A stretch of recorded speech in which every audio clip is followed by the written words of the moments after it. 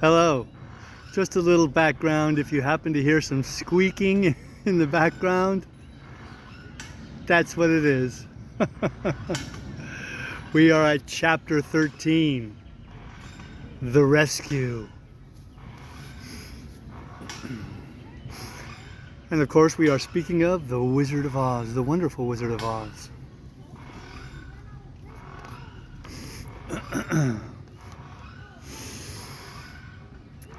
The Cowardly Lion was much pleased to hear that the Wicked Witch had been melted by a bucket of water, and Dorothy at once unlocked the gate of his prison and set him free. They went in together to the castle, where Dorothy's first act was to call all the Winkies together and tell them that they were no longer slaves.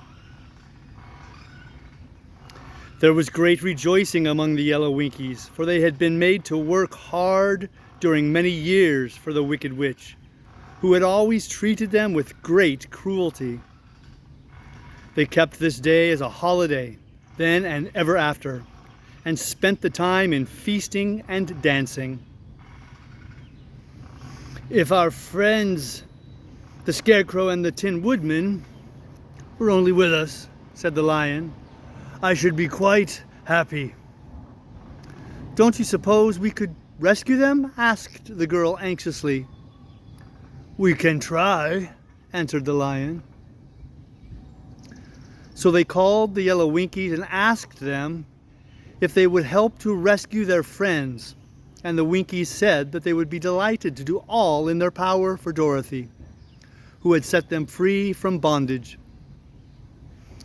So she chose a number of the Winkies who looked as if they knew the most, and they all started away. They traveled that day and part of the next until they came to the rocky plain where the Tin Woodman lay, all battered and bent. His axe was near him, but the blades were rusted and the handle broken off short. The Winkies lifted him tenderly in their arms and carried him back to the yellow castle again.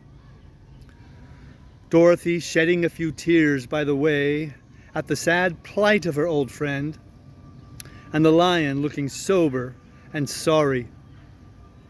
When they reached the castle, Dorothy said to the Winkies, Are any of your people tinsmiths? Oh yes, some of us are very good tinsmiths, they told her.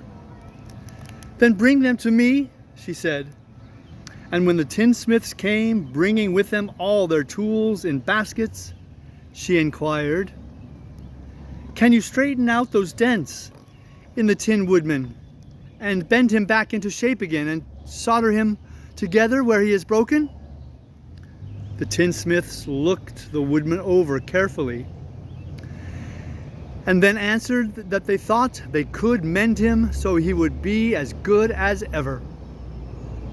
So they set to work in one of the big yellow rooms of the castle and worked for 3 days and 4 nights, hammering and twisting and bending and soldering and polishing and pounding at the legs and body and head of the Tin Woodman,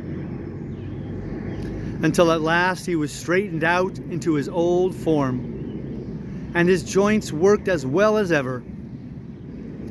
To be sure, there were several patches on him, but the tinsmith did a good job, and as the Woodman was not a vain man, he did not mind the patches at all.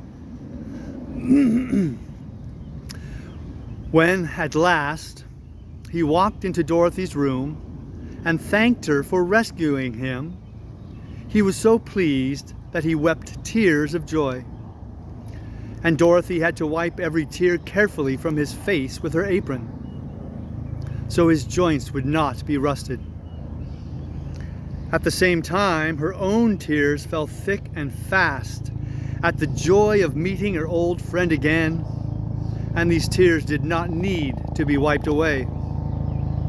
As for the Lion, his eyes so often, he wiped his eyes so often with a helicopter.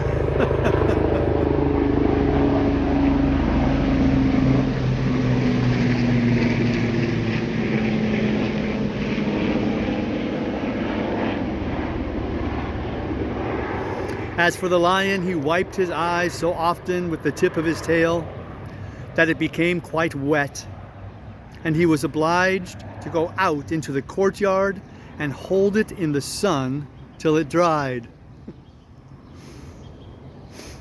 "If only we had the Scarecrow with us again," said the Tin Woodman, when Dorothy had finished telling him everything that had happened. "I should be quite happy." "We must try and find him," said the girl. So she called the Winkies to help her, and they walked all that day and part of the next until they came to the tall tree in the branches of which the winged monkeys had tossed the Scarecrow's clothes. It was a very tall tree, and the trunk was so smooth that no one could climb it. But the woodman said at once, "I'll chop it down, and then we can get the Scarecrow's clothes." Now, while the tinsmiths had been at work mending the woodman himself, another of the Winkies, who was a goldsmith, had made an axe handle of solid gold and fitted it into the woodman's axe, instead of the old broken handle. Others polished the blade until all the rust was removed and it glistened like burnished silver. As soon as he had spoken, the Tin Woodman began to chop, and in a short time the tree fell over with a crash, when the Scarecrow's clothes fell out of the branches and rolled off on the ground. Dorothy picked them up and had the Winkies carry them back to the castle, where they were stuffed with nice, clean straw. And behold, here was the Scarecrow as good as ever, thanking them over and over again for saving him. Now they were reunited. Dorothy and her friends spent a few days at the Yellow Castle, where they found everything they needed to make them comfortable. But one day the girl thought of Aunt Em and said, "We must go back to Oz and claim his promise." "Yes," said the woodman, "at last I shall get my heart." "And I shall get my brains," added the Scarecrow joyfully. "And I shall get my courage," said the lion thoughtfully. "And I shall get back to Kansas," cried Dorothy, clapping her hands. "Oh, let us start for the Emerald City tomorrow."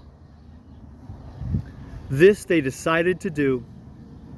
The next day they called the Winkies together and bade them goodbye. The Winkies were sorry to have them go, and they had grown so fond of the Tin Woodman that they begged him to stay and rule over them and the yellow land of the West. Finding they were determined to go, the Winkies gave Toto and the lion each a gold collar. And to Dorothy, they presented a beautiful bracelet studded with diamonds.